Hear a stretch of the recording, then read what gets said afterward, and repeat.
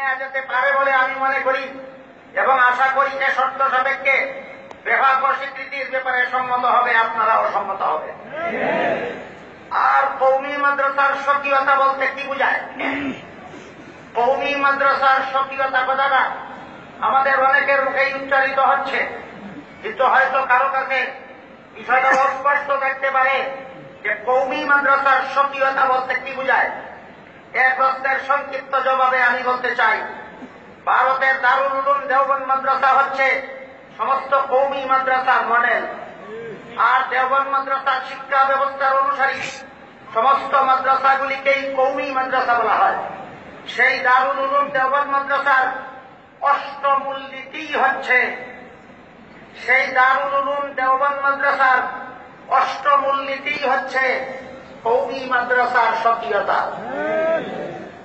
এসব মাদ্রাসা যেহেতু জনগণের স্বতঃস্ফূর্তভাবে প্রদত্ত আর্থিক অনুদানে এবং কওমি শিক্ষিত আলেমগণের তত্ত্বাবধানেই চলে, তাই এখানে নিয়মিতভাবে কোনো সরকারি অনুদানও নেওয়া হবে না এবং সরকারি তত্ত্বাবধানেও চলবে না।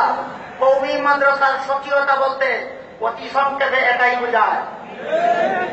এমন অবস্থায় প্রশ্ন আসতে পারে যে তাহলে সরকার কোন স্বার্থে কওমি সনদের স্বীকৃতি দেবে? এ প্রশ্নের জবাবের জন্য বিশেষভাবে লক্ষণীয় যে দৈনিক প্রথম আলোর 7/5/2013 সংখ্যায় উল্লেখিত উইকিলিক্স রিপোর্ট অনুযায়ী বাংলাদেশে 23,000 কওমি মাদ্রাসা আছে। আর এসব কওমি মাদ্রাসার প্রায় সবগুলিতেই সরকারি প্রাথমিক বিদ্যালয়ের জাগতিক বিষয় শিক্ষা দেওয়া হয়। এসব মাদ্রাসার ছাত্রছাত্রীদের সংখ্যা যদি সর্বনিম্ন হারে গড়ে 250 জন দেওয়া হয়, তাহলে 23,000 মাদ্রাসার ছাত্রছাত্রীদের সংখ্যা দাঁড়ায় 57,50,000।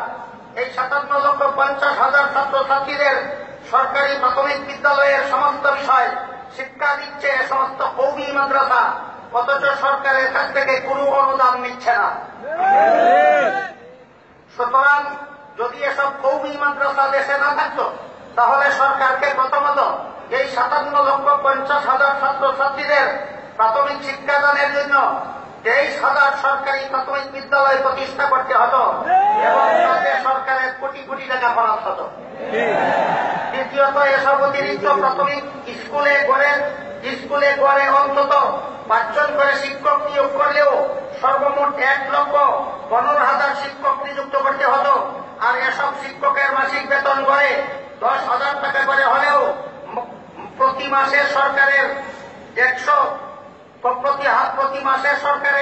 115 কোটি টাকা খরচ হতো, বছরে খরচ হতো এর 12 গুণ। তাই একমাত্র কওমি মাদ্রাসার অবদানে সরকারের এসব টাকা খরচ হচ্ছে না। এছাড়াও অনেক কওমি মাদ্রাসায় হাই স্কুলের সিলেবাসের বিশেষ বিশেষ অংশ শিক্ষা দেওয়া হয়, সেগুলির হিসাব না হয় আপাতত বাদেই দিলাম। সবচেয়ে বড় কথা হল কওমি শিক্ষার প্রাণ শক্তি হচ্ছে শেষ বিচারের দিন জবাবদিহিতার গভীর অনুভূতি। অর্থাৎ পার্থিব জীবনে যে কোনো অপরাধমূলক কর্মকাণ্ড করে সরকারের আইন শৃঙ্খলা বাহিনীকে ফাঁকি দিতে পারেও শেষ বিচারের দিন অর্থাৎ কিয়ামতের দিন আল্লাহকে ফাঁকি দেওয়া যাবে না। এই শিক্ষা কওমি শিক্ষার্থীদের অন্তরে বদ্ধমূল করে দেওয়া হয়। এই শিক্ষা নিয়ে কওমি শিক্ষিতরা দেশের সর্বস্তরের লোকের মধ্যে এই শিক্ষার ভিত্তিতে জীবনযাপন করবার সাধনায় আত্মনিয়োগ করেন, যার ফলে দেশে উল্লেখযোগ্য পরিমাণ সৎ নাগরিক তৈরি হয়। এভাবে দেশের সৎ নাগরিকদের সিংহভাগই কওমি মাদ্রাসার ফসল। আর দেশের নাগরিক সৎ হলে দেশ শাসন কত সুবিধা এবং অসৎ হলে কত অসুবিধা তা আশা করি কোন দেশের সরকারকে খুলে বলার অপেক্ষা রাখে না। এ দৃষ্টিকোণ থেকে কওমি শিক্ষার কত বড় অবদান সরকার ভোগ করে থাকে তা বলাই বাহুল্য। কওমি শিক্ষার এসব অবদানের প্রতি লক্ষ্য করলে একথা দিবালোকের মতো পরিষ্কার হয়ে যাবে যে কওমি সনদের স্বীকৃতি প্রদান করা সরকারের জন্য কতটুকু সমীচীন।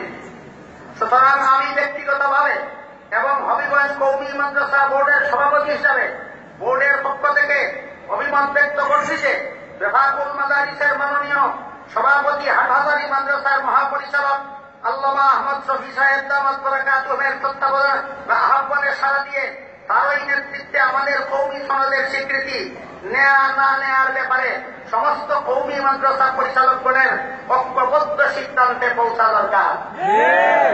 এভাবে আল্লামা আহমদ শফী সাহেব যে সিদ্ধান্তই দিবেন আমি এবং আমার বোর্ড সাথে সম্মত থাকবে ইনশাআল্লাহ। আশা করি আপনারাও ঐক্যবদ্ধভাবে আল্লামা আহমদ শফী সাহেবের সিদ্ধান্ত মেনে নেবেন। আল্লাহ আমাদেরকে তৌফিক দান করুন। আমিন।